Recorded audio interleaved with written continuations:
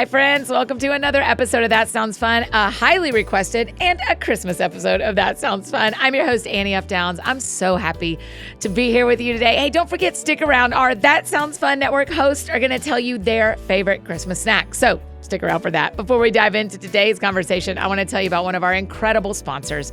This show is sponsored by BetterHelp. In a busy season where we're shopping and giving and doing a lot for others, don't forget to gift yourself a little time for you too. It could just be an afternoon to rest or being kind to yourself in a hard moment, or maybe it's trying out therapy for the first time. The holidays can bring up all kinds of different feelings, and therapy is such an incredibly helpful tool to process all of that. I have learned so much and grown so much thanks to my counselor. Find some space for yourself and give BetterHelp a try. It's entirely online and designed to be convenient, flexible, and suited for your schedule. When you're already on the go so much, you don't have to worry about one more place to be because your session can be done right from home. Just fill out a brief questionnaire. We love a quiz, and you'll get matched with a licensed therapist and switch therapists anytime for no additional charge. In this season of giving, give yourself what you need with BetterHelp. Visit betterhelp.com/thatsoundsfun today to get 10% off your first month. That's BetterHelp, HELP.com/thatsoundsfun. Today on the show is a guest you've been asking for a long time. Oh, y'all, I pushed that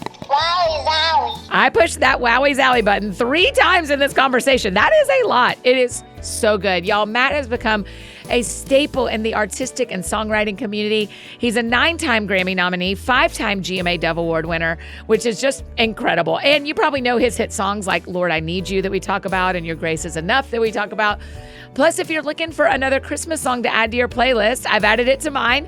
You can go check out his latest single, Go Tell It, which also features my worship pastor at Crosspoint, Dwan Hill, and the choir room. This is an incredible conversation. I think you're going to love it. I think it is a note-taking episode, so prepare yourselves. Here's my conversation with Matt Maher. Matt Maher, welcome to That Sounds Fun. You are one of our most highly requested guests ever. Oh, wow. Oh, every time we ask, it is you and Chip and Joanna. That's who they want. So great. Tell me why. Tell me why it's you and Chip and Joe. I have no idea. I was going to say I renovated my house a couple of years ago. When I did demo day, all I thought of was like, I get to be Chip Gaines for a day. You renovated it yourself? You did a lot of the work? No, I did none of it. Demo. Just demo. Great. Yeah. Demo. It was like, oh, would you like it to take a sledgehammer and just work out all your inner aggression? Yes, right. I'll gladly do that. Yeah. I have never owned a house that I did any renovation on, and I don't watch any of those shows. Yeah. It's just not my vibe. I've just never been into it. It's because it's not fun. Okay, that's why. That's it. That's got to be it. Yeah. It's just because it's not fun. It sounds fun. Right. But it's not fun. It's so, I have a friend who's doing renovation in his house now, and he's doing a lot of it himself. And when you go over there, you're like, everything is dirty. Out. Everything's out. Yeah, it's going to be beautiful, but it just takes so much time. Yeah. I'm not patient enough for a reno, Matt Maher. It always takes longer than anticipated. It always goes over budget. Yeah. God bless contractors. Yeah. But a lot of them get into contracting, I'm convinced, because they're introverts. Oh. And they don't have the best communication skills. Okay. Which is hilarious. Yeah. Because I feel like those are the 2 most important things that you need. Yeah. Yes. Is communicating and managing people's expectations. And so, but they just want to be alone building. Literally, it's like I wire stuff so I can just do this by myself and not talk to anybody and listen to something, and then in a world where you wouldn't have done this with your life. Yeah. What would you have done? Something of that? Would you have done something where you're making things? Would you have? No, I mean, I think I've always loved storytelling. So I was drawn to probably movies. Oh, wow. Like I might have tried to go into like directing or being a writer maybe. Yeah.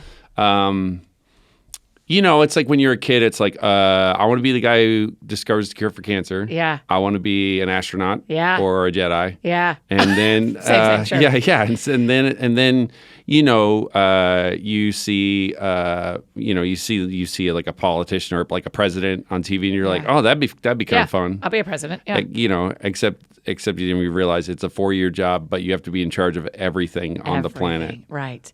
But you grew up in Canada, right? I did. So did you ever, when you were growing up, did you have the I'm going to move to America, or was it like, I'm going to be in Canada forever? Up until when I decided to move, it was like, hey, I'm pretty happy here. How old were you? I was 20. Oh, okay. So you were like, I'm going to be an adult in Canada. And that was like, maybe I'll go try. Yeah. I mean, I don't know if I thought I'm going to be an adult.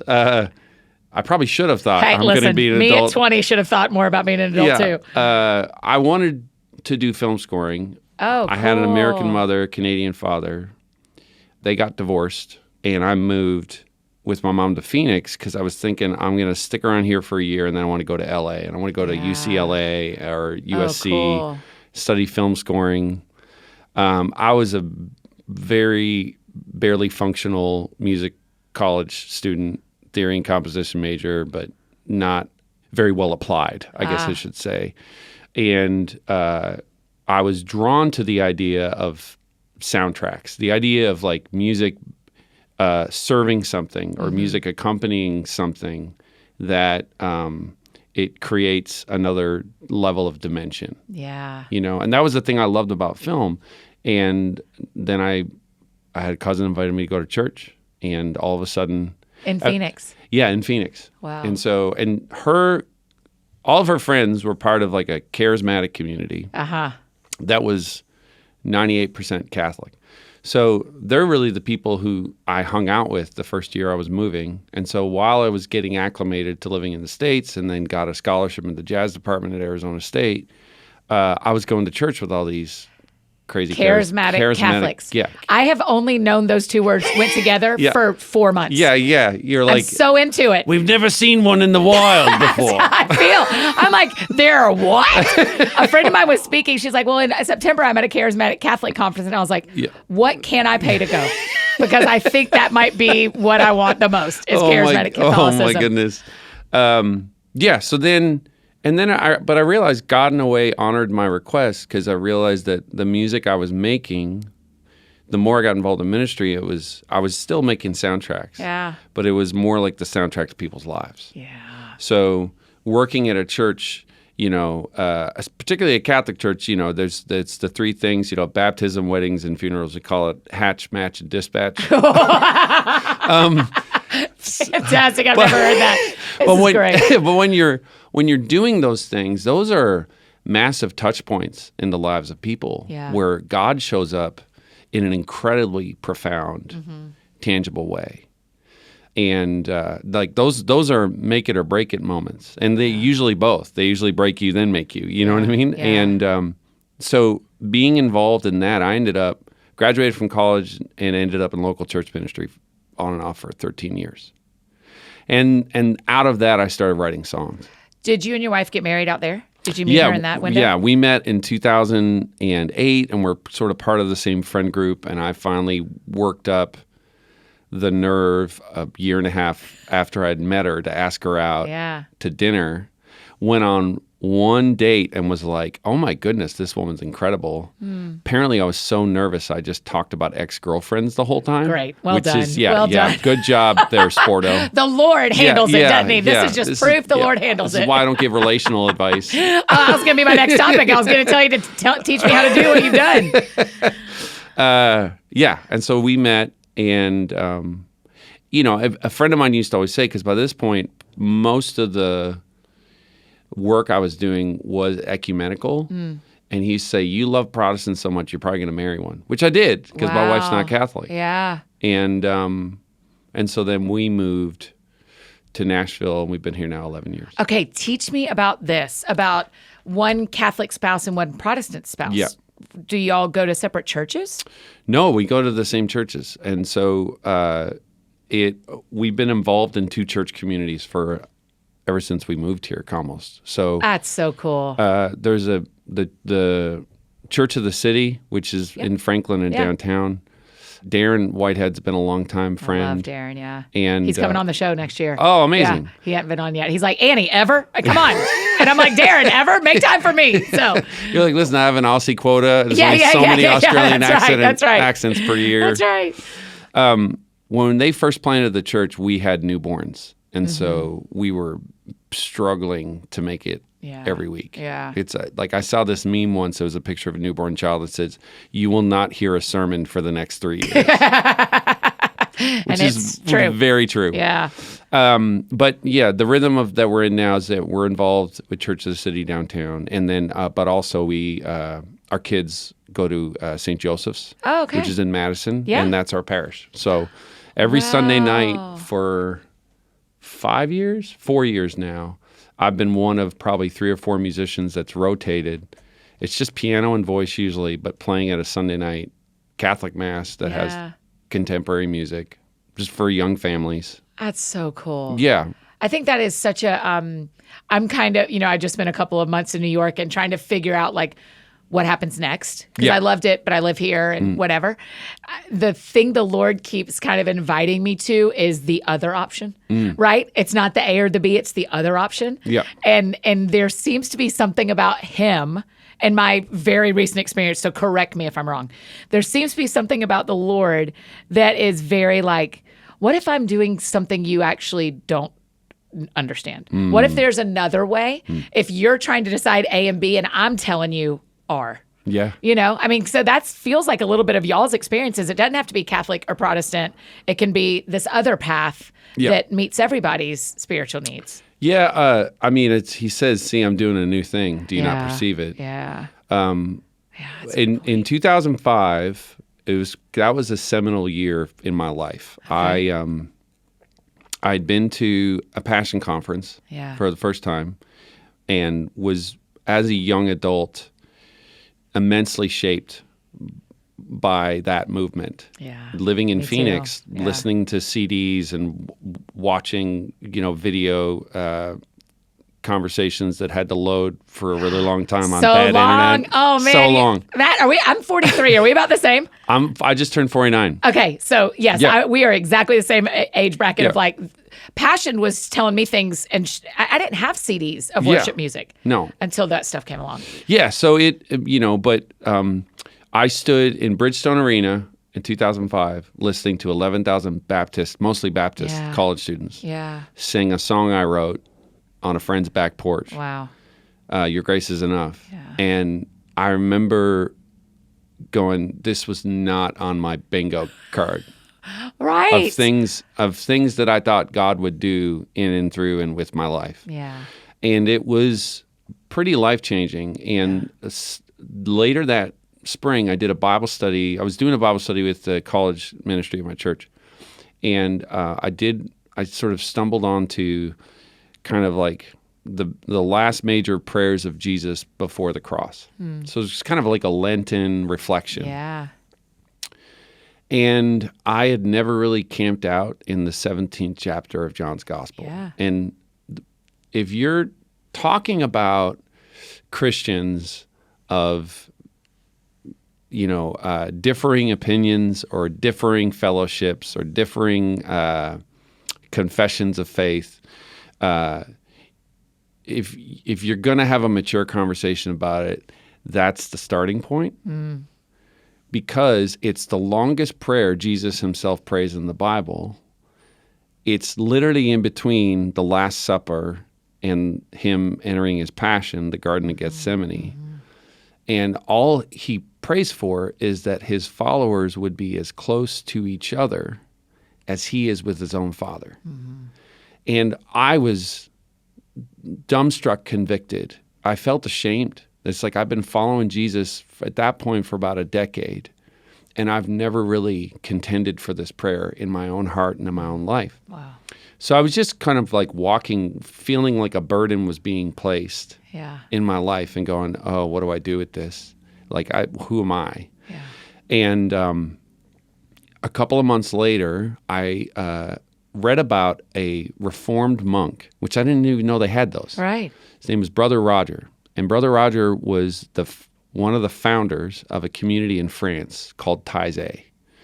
Taizé goes all the way back to the end of the Second World War. In the Second World War, a bunch of monks basically want to go to France because of the war. They want to pray for the land and the spirit of the land and the people to be healed because of the amount of conflict this country has faced.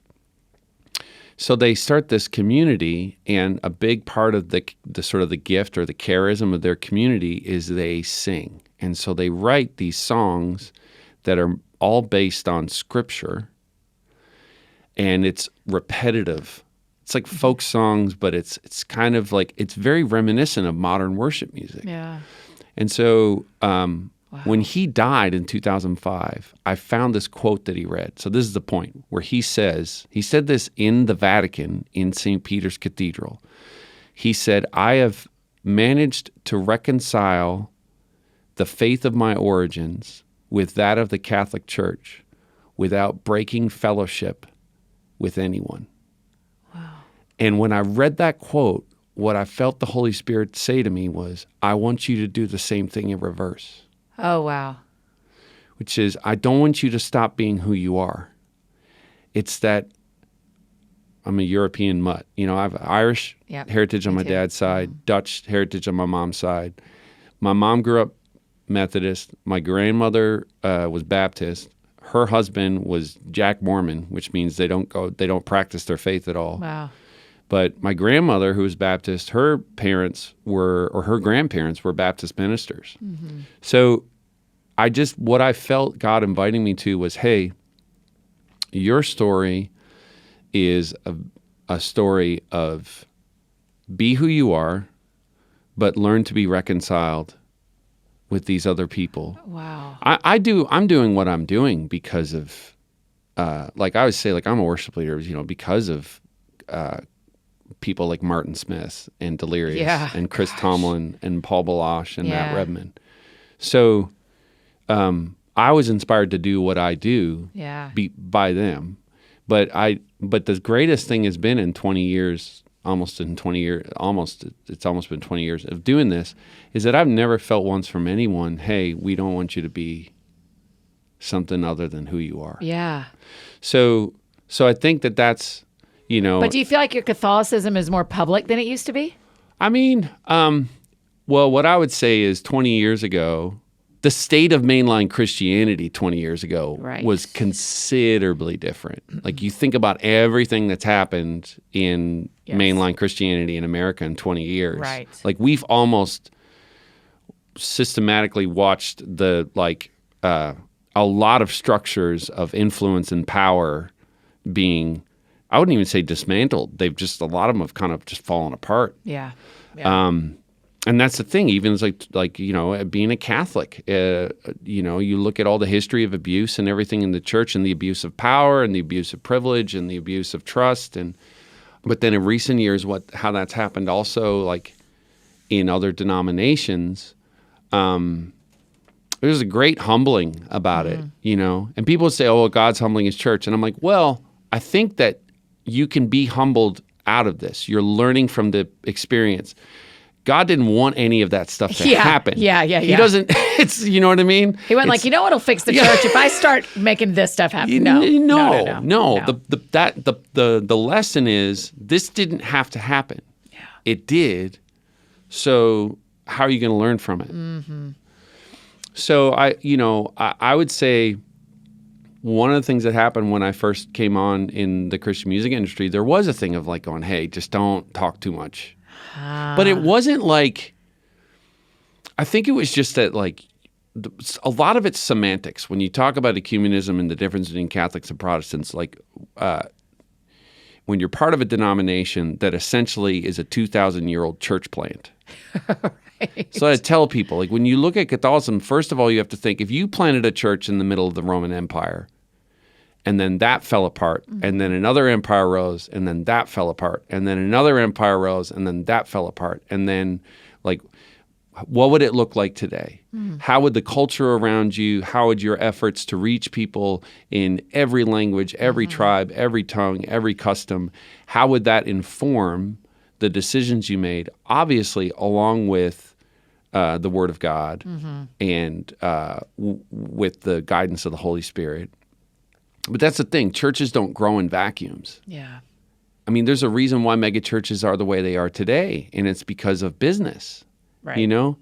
Have you ever heard about, there was this fabled meeting apparently that happened in the 70s in Orange County? No. Apparently it was a bunch of business leaders, and they got together with like all of these young pastors. Yeah.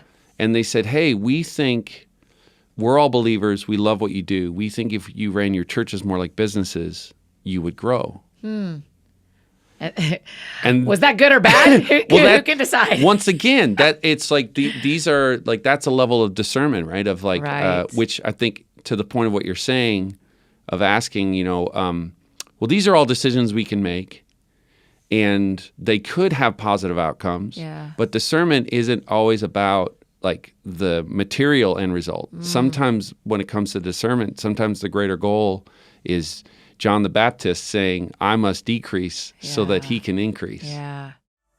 That sounds fun. Hey friends, just interrupting this conversation real quick to share about one of our amazing partners, Nutrafol. Okay, I know you've probably seen Nutrafol everywhere, but there is a reason. It's the #1 dermatologist recommended hair growth supplement, clinically shown to improve visible thickness and strength. So if you're tired of dealing with thinning hair, Nutrafol is here to help. Their hair growth supplements use drug-free ingredients to target root causes of thinning hair and promote healthy hair growth. It's really simple to figure out the best plan. You just go to Nutrafol.com, take their hair health wellness quiz. We love a quiz. And they help you identify the causes of your thinning hair and give you a personalized plan for better hair growth through their whole body health approach. Take the first step to visibly thicker, healthier hair. For a limited time, Nutrafol is offering our friends $10 off your first month subscription and free shipping when you go to Nutrafol.com and enter the promo code That Sounds Fun. Find out why over 4,000 healthcare professionals recommend Nutrafol for healthier hair. Nutrafol.com is spelled Nutrafol.com, promo code That Sounds Fun. Again, that's Nutrafol.com, promo code That Sounds Fun. And just a reminder, that link and every other link you could ever hope for are in the show notes, or we will send it to you in Friday's AFD Week in Review email. You can sign up to get that as well in the show notes. And one more incredible partner to tell you about, Thrive Cosmetics. Okay, the girls in the office were talking at lunch the other day about going to a favorite things gift exchange, and someone brought Thrive Cosmetics liquid lash extensions mascara as their favorite thing. I'm telling you, it was not me, but it is my favorite thing too. It doesn't smudge or run. It makes your lashes look fuller and longer, and it's easy to take off at the end of the day. It's also available in limited edition holiday packaging, which makes such a fun stocking stuffer. Moms, you deserve to have a stuffed stocking as well. So get you some mascara. Thrive Cosmetics is certified 100% vegan and cruelty-free. Plus, their products are made with clean, skin-loving ingredients. And with thousands of 5-star reviews, it is no wonder the turquoise tubes of makeup you see all over Instagram are trending. You can save extra on pre-made sets that include best-selling products like the Liquid Lash Extensions Mascara, Infinity Waterproof Eyeliner, and their Luminous Brilliant Eye Brightener. These would make great Christmas gifts or stocking stuffers. So give the gift of Thrive Cosmetics, luxury beauty that gives back. Right now, you can get an exclusive 20% off your first order at thrivecosmetics.com/TSF. That's Thrive Cosmetics, CAUSEMETICS.com/TSF for 20% off your first order. Okay, now back to our conversation with Matt. That sounds fun.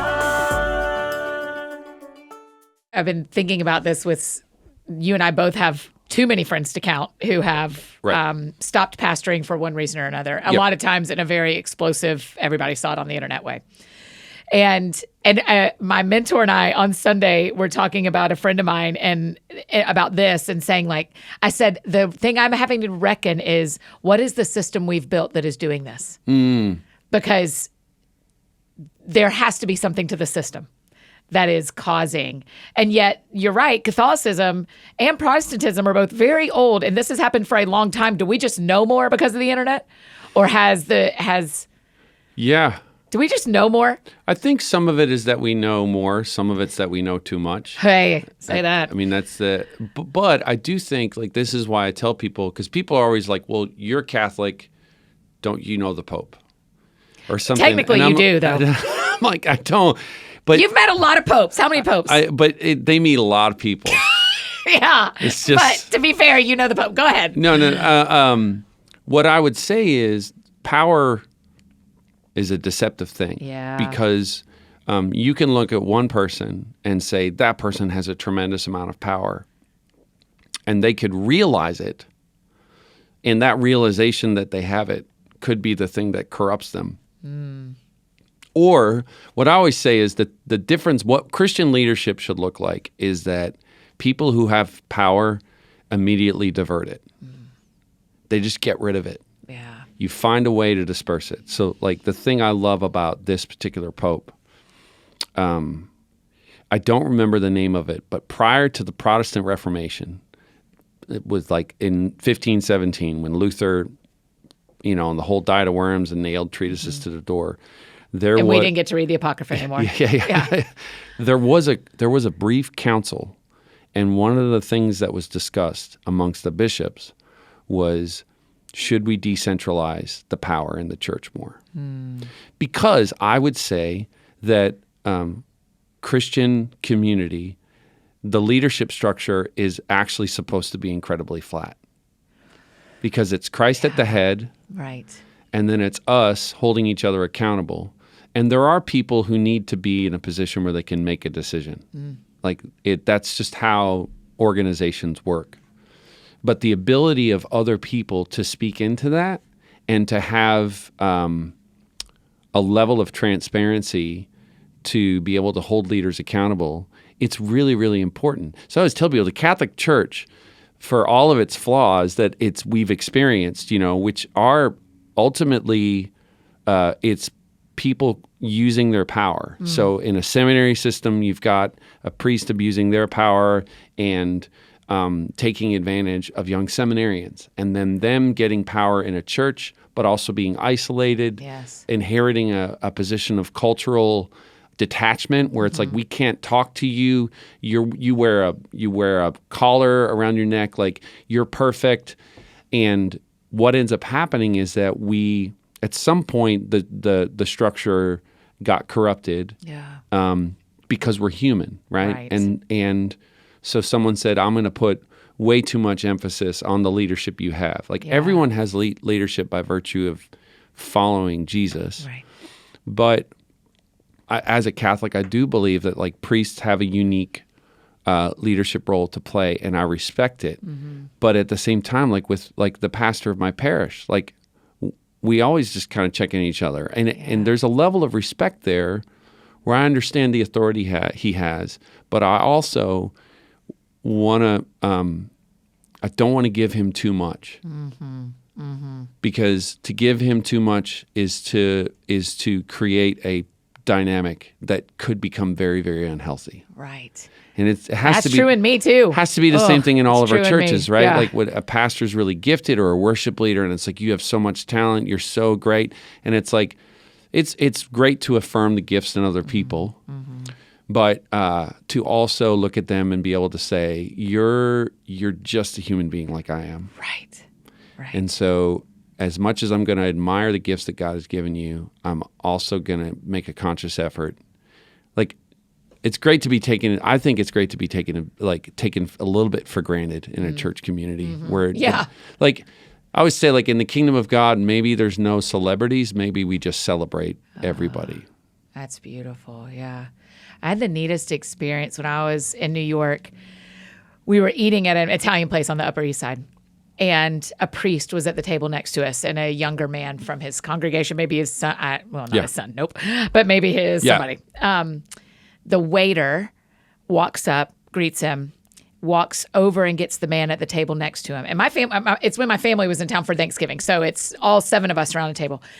And the other man gets up and he walks to the priest and he says, and he's 70, and he says, "My daughter is dying at the hospital."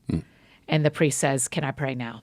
And then all these men in the middle of an Italian restaurant, I'm going to cry, tell you a story.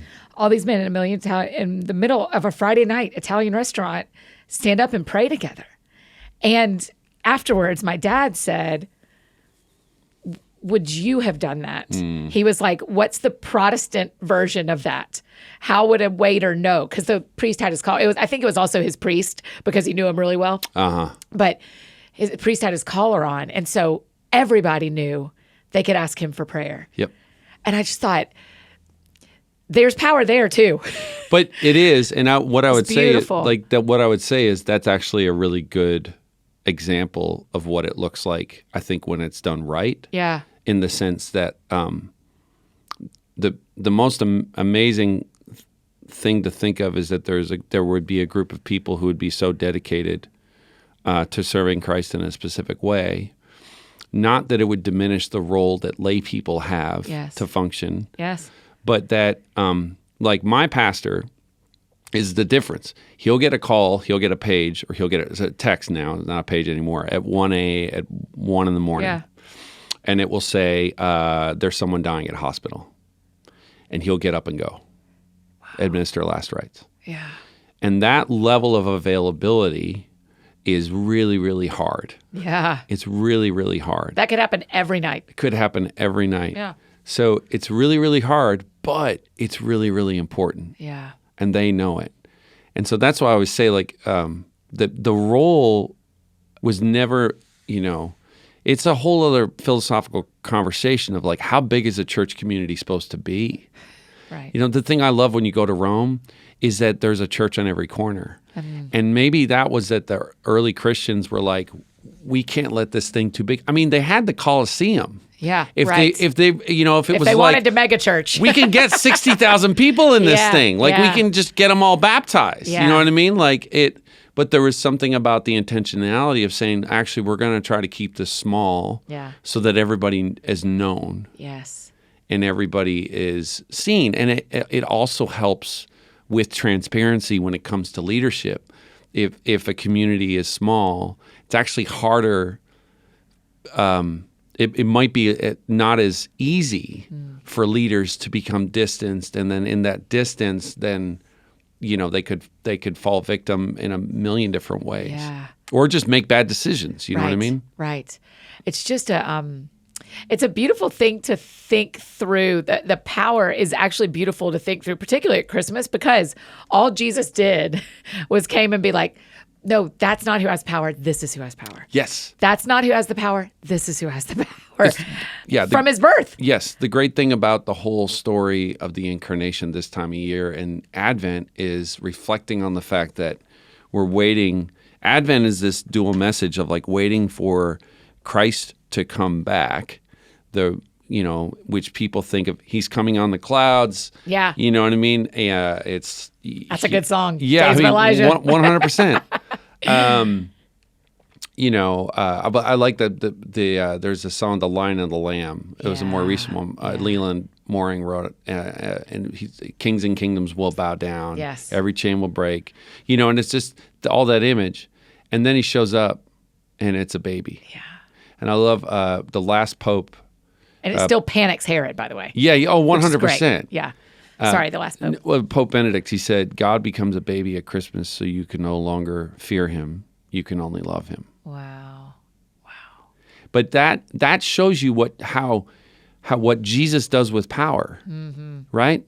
Is he could have assumed, he literally just could have come down and just literally took Herod's throne and just established his kingdom right here and there. Yes. But he assumes the position of the lowest and the most vulnerable. And that, in some ways, he gets 12 disciples and he says, go out in my name. Yeah. So there's this sense of, like, empowerment that I think is inherent in following Jesus. That's part of healthy community structures where people are being empowered to offer up whatever meager talents they have. And it's not about them. It's about building the kingdom of God. And it's not built around a personality, and it's not built around, but it's just sort of built around Jesus in a way, Yes. When you're writing the soundtracks for people's lives, like you're doing, is this in the back somewhere? Is all of this because you seem like a theologian hidden behind a worship leader a little bit. I mean, I would say every personality is different, right? And everybody in their call to sanctity and into following Christ has a different kind of leaning towards when it comes to the spiritual life. That the thing, and this is like one of the things that I learned very quickly when I came back to my faith as a Catholic was there's all these different religious communities, right? Like there's Franciscans and Dominicans and Poor Clares and Sisters of Mercy, and like what's the deal with all that? Yeah. And each one in some ways is a particular charism or a focus on a particular aspect of spirituality. Oh, wow. So everyone's called to prayer, everyone's called to read scripture, everyone's called to sort of be in the life cycle of the church, which is like like the lectionary, the liturgical calendar. Yes. But like as you're following God, you start to have a particular gravity towards whether it's something that's more charismatic or something that's more contemplative or something that's more focused on, Franciscan spirituality, which is like, the environment and creation, and Dominican spirituality, which is very much like focused on teaching and philosophy, and sort of like more of a cerebral thing. And for me, it is a bit of a crazy mishmash. Yeah. I think great. because of my path. So I came back to God through the charismatic renewal. So I never walked into a room and heard a bunch of suburban people singing in tongues before. Uh-huh. And then I did, and I just started crying because I've studied classical music, I've studied jazz, I've studied modern contemporary music, and it was like this was like a whole other category. I'd never experienced anything like it before. It was literally like a brand new sound the first time I heard it. Yes. And I realize now it was because, number one, I'd never heard that done like that way before. Yeah. And I've been in chamber choirs where there's like modern composition and people are singing in weird syllables and all sorts of stuff. But this was different because faith was being transmitted alongside it. Oh, wow. And there's an aspect to music that I don't understand, which is how does God take the faith of a person and put it in a sound wave? It happens though. You can have two people sing the same song. Yep. Both really well, both technically proficient. Yep. But one person is they're singing out of a particular situation or circumstance or context, and you can feel it. It's like tangibly different. And I think that happens when y'all record it too. 100%. I mean, when Brooke Ligertwood's new album, when it plays in my house, it shifts something. Yeah. Something shifts. When y'all do that to us. My books, I don't know that books do that the way music does that. But see, I think they could. I think if you were writing a moment, if you were writing a section and something, and you were in a creative flow, and either it was really uplifting or it was deeply emotional. Yeah, I mean, a book writers say, if I cry, they cry. Yes. And if I'm writing and crying, readers tell me they cry when they read it. 100%. That is the same thing. I think that this is Matt's personal so into theory. This. We're just two charismatic Catholics over here. That's what we are. I think, I have no way to prove this, but I think 50% of what people are experiencing is what you experienced. It's supernatural. It's supernatural, but it's quantum physics. So it's quantum entanglement. It's there's a whole theory called superposition. I'm so into this. No. Where's my button? I need you to know I have a button. Lillian, Craig, will y'all bring me the button? I have a mind blown emoji. It's coming. Okay, keep going. What are we experiencing? So there's theoretical physics say that two things could exist at the same time, or there's lots of theories about time, and that heaven is outside time. It's out time. I wonder if time is actually something that human beings experience because of the fall. So in the Garden of Eden, there was the day. We know that there was ordered day. There was day and night. So we know that. So we know that like the planets are moving and the sun. In some like, sort of season because all of that's, growth. Yeah, that stuff's happening. But was how we process time with God, was it fundamentally different? Because I heard someone once say that heaven is only now, because Jesus is the same yesterday, today, and forever. So in Christ, there is only the present moment, which makes so much sense when he's like, the kingdom of God is at hand. Yes. It's literally, Yes. it's here. This is where the kingdom, the activity of God, it's here and now. He's doing stuff. He's ahead of us. We can't experience. You're before and behind me, above and below me. That's all, like, there's dimensionality in time, and I can't experience it in my mortal frame, but God's there working all things together for his good. And I often wonder if human creativity and human spirituality, and when we do things in communion with God, if we're somehow tapping into this nowness, so that when people, and this is a very Catholic idea, because it goes into the notion of Eucharistic spirituality, or spirituality of communion, and Hebrew spirituality. When Jesus says at the Last Supper, "Do this in remembrance of me," he's not saying, "Hey, think fondly of me when you have your communion." It's that to remember someone in Hebrew spirituality is to pull them into the present.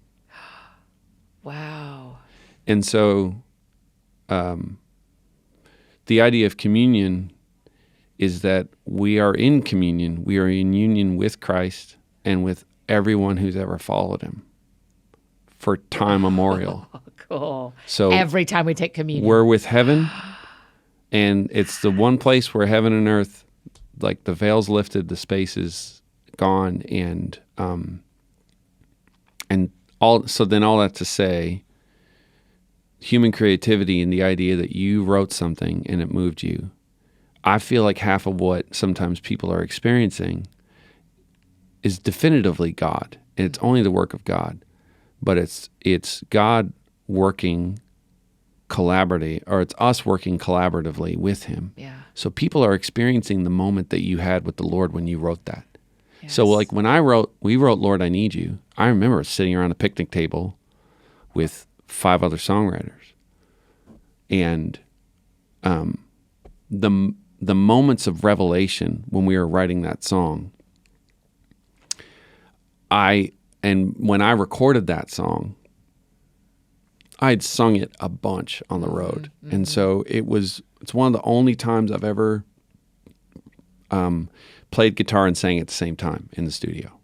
Okay.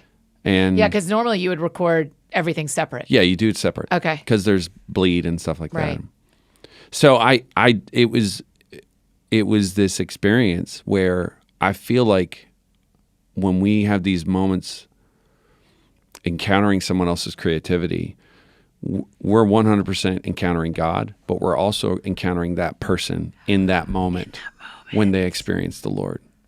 And that's why it changes things like it does. Yeah, because us. I think it's like the offering. The only offering I have is vulnerability. Yeah.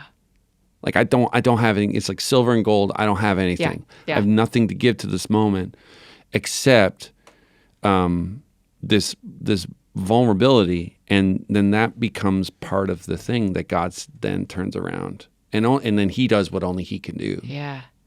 You're making me, well, for starters, you have to hear the button. It says, wowie zowie. It's my 3-year-old nephew, because it was our whole team and he erased it and I made him fix it. But it says wowie zowie, because you are blowing my mind, because what that's making me think is next time I sit down and write a book, one of my highest callings is who am I with Jesus as I'm writing? Yeah. Because that is going to be the experience of the reader when they read. And I think that's I'm trying so hard not to call you dude, 'cause I'm trying to be more respectful, but I'm thinking, you can call me dude. Well, that's, there's all these, oh my gosh. There's so many cliches in when it comes to worship leading. You can't take people where you haven't been yourself, and you can't do this. It's like, no, it's like who you are. And you actually, that's great. I've been carrying around this thought, and you just put it succinctly because you're a book writer. Who you are when you do the thing is who you will be when people experience it. Yes, Yeah. yes. Yeah. That is, so that meant that. Also, Lord, I Need You feels like a song that has been a hymn since the 1800s. Well, So- it technically was. I mean, there's aspects of that song that were, I need thee, oh, I need thee. We kind of took that part of that and sort of like put it into the melody. Yeah, but I mean, your literal, I'm like, I knew you wrote that, but do you remember what year you wrote it? It was 2010. That is nuts that song has only existed 13 years. And I feel like it is in like the basement of my life. Like, I feel like I sang it in middle school and I didn't. But that is hilarious. I mean, that song is the thing y'all did around the picnic table, we experience every time. Yes. Yeah. And I think that song's an example too, and particularly when you're talking about Christmas and Christmas music, it's music has a singular ability to tap into memory. Mm-hmm. I mean, there's music therapy degrees now where people use music as a way to help patients who are struggling with dementia or Alzheimer's. There's a video going viral literally right now about a woman, her husband had dementia, he's on a flight, and everybody sings. And everybody starts singing "You Are My Sunshine." You think that's real? That video? Yes, right? Oh, yeah. Okay, good. Because I couldn't tell if it was one of those of people making up something on a plane. No. Because his reaction is genuine. Yeah, I mean, everybody starts singing. I would have bawled like a 2-year-old on that plane if I'd been a part of that. There's this theologian who's become a new friend named John Swinton, and I don't know him yet. You're going to know him soon. Okay. Yeah. He wrote this book on dementia, and he basically talks about how this, and once again, this goes back to what we're talking about Christian community, about people being known. It could be that part of the purpose of a Christian community in a person's life who has dementia is that when they can no longer hold their memory, everybody else can hold it for them. That's it. Yeah, that's right. And so music has a way of helping hold people's memories. So you play a song and immediately, and that I always tell people in worship, every time you sing a song, as much as you'll have old memories, make new memories. Oh, wow. Memorize where you are, what you're doing. And make a new moment with a song when you're singing it at church. Don't just go back to the one that you had. Yes. Because if you find yourself in a position where you've been disenfranchised or you've been hurt by the church, then all of a sudden a song, it's like, I can't sing that song anymore because it reminds me of this or it reminds me of this person or whatever. And I'm like, forge ahead, make a new memory. Yeah, yeah. And so I think with Christmas music, it's the same thing. There's so much memory in this music. Yes. It's been around for so long.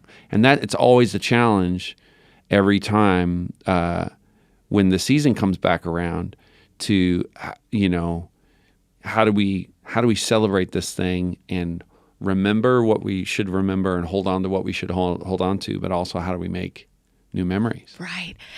What's coming to my mind is even the idea of our African-American friends and the spirituals that their ancestors sang and how they are still so connected, how that music for that community is still so important. It's because all of that is right in the middle of it still. 100%. And so that is wild. I bet I've asked, no hand to heaven, I bet I've asked 50 musicians, why does music do to us what it does to us? And you're giving me the answer that I didn't know I needed. That's it, is that what happens when y'all write it and make it is what happens to us but it's also why some songs are dangerous, why we have to be careful. 100%. Fascinating.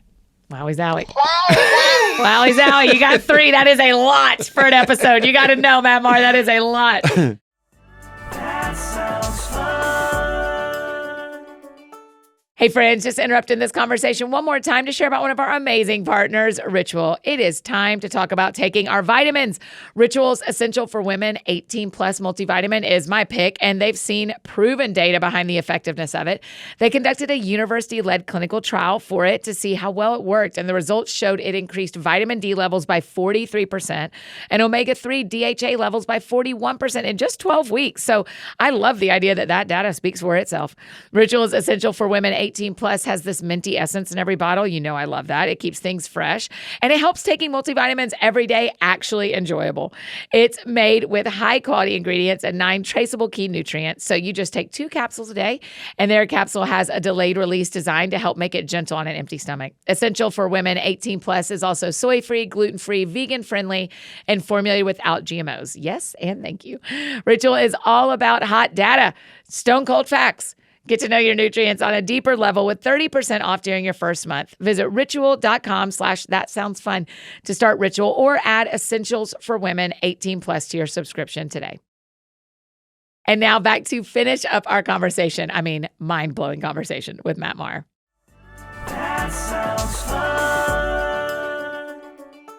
Okay, so when we're singing our Christmas, I mean, that's so beautiful because as we're hearing the songs on the radio, as we're going to Christmas Eve services, as we're singing, "Oh, Come Let Us Adore Him" on Sunday mornings, like make a new memory right now with that song that will help move you forward from any of the painful parts. Yeah, as much as, if you need to remember some of those because you can't move forward unless you process it, then do it. Yeah. Please. I always tell people, don't just go back 10 years, go back 2,000. Like, go back to the first Advent, go back to the story of Mary, the story of, Joseph, go back to a people waiting 500 years. Oh, gosh. For God to say something. He said nothing. Said nothing. That part, that one sliver page in our Bible is not, it is for Protestants. I think it's longer for y'all. I think there's more pages between Malachi and Matthew for you than there is for me. But I mean, the idea that we are lucky enough that we can sit down this morning and read scripture and experience the Holy Spirit and the Lord, and they did not hear anything for hundreds of years. Yeah. I can't imagine. 500 years, it's a long, long time. Yes. Older than our country. Yeah.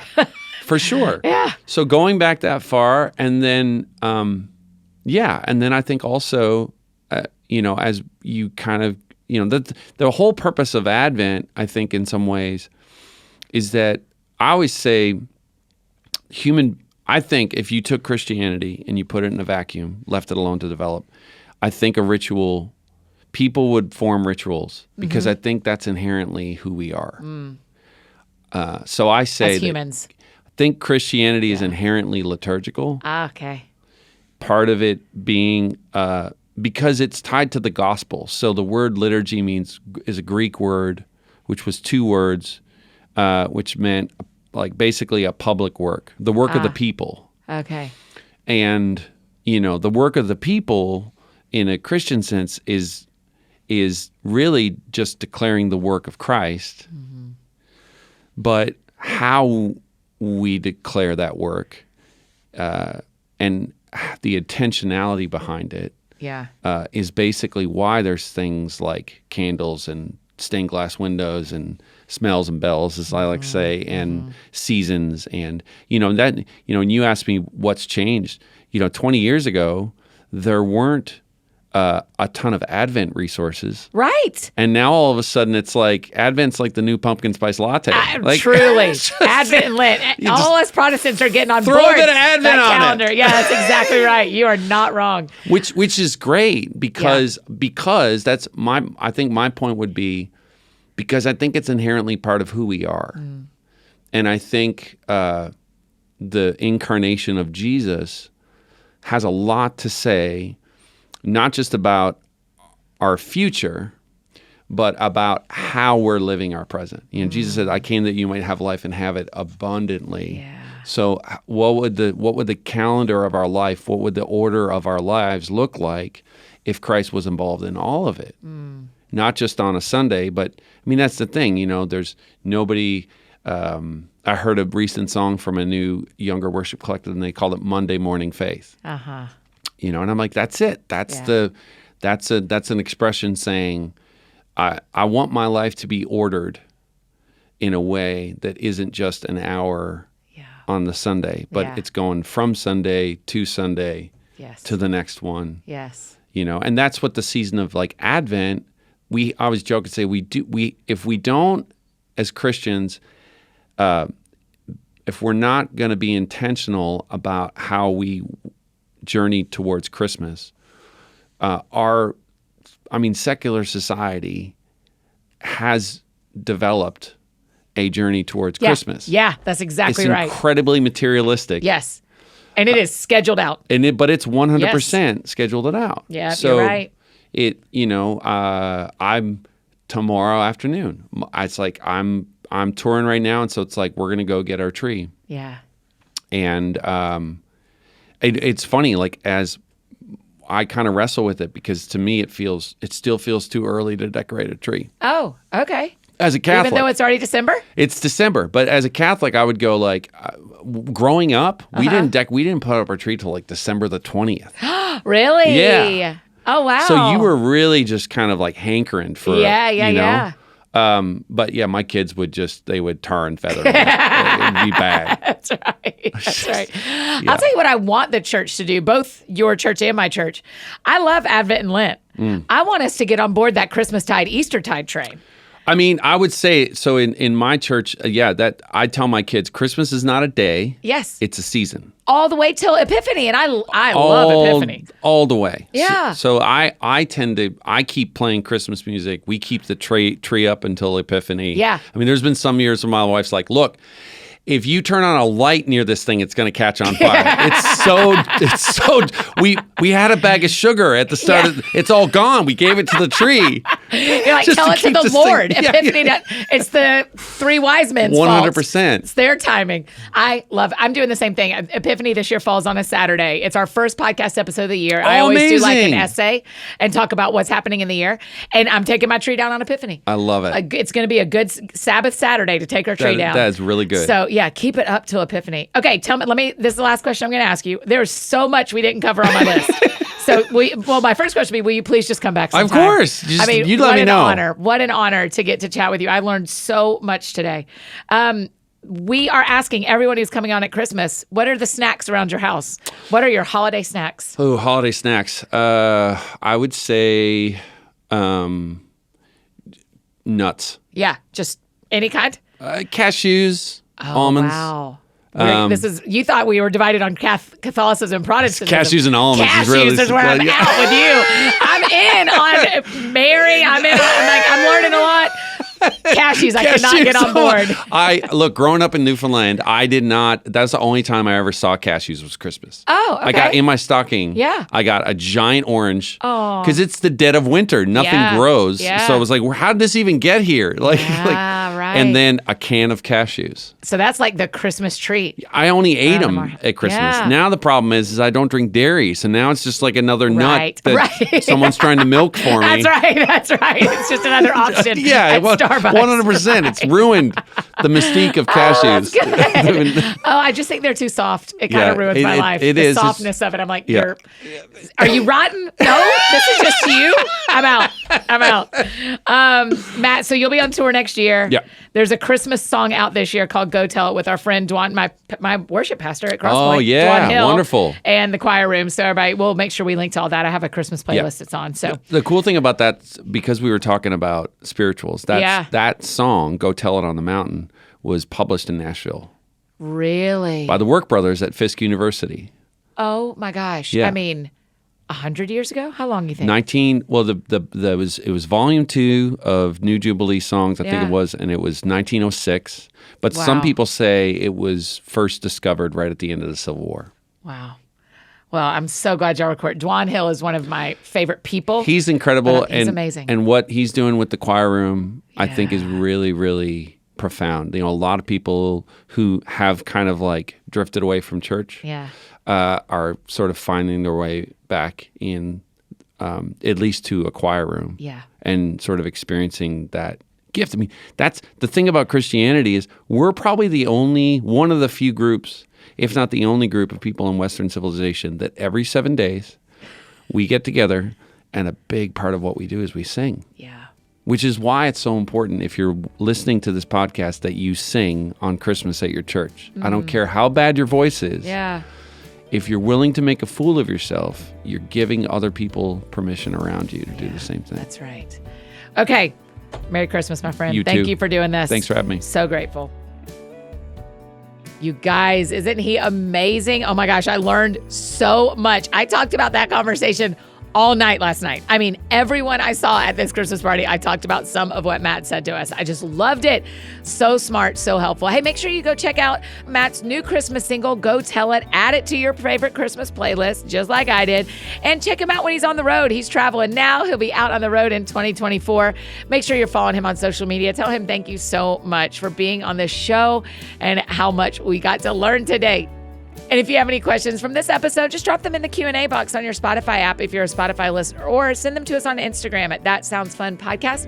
We'll try to answer them there. Make sure you're following over there too, because there is a lot of fun stuff happening on that Instagram account. If you need anything else from me, you know I'm embarrassingly easy to find. Annie F. Downs on Instagram, Twitter, Facebook, back in Nashville. Anywhere you need me, that's where you can find me.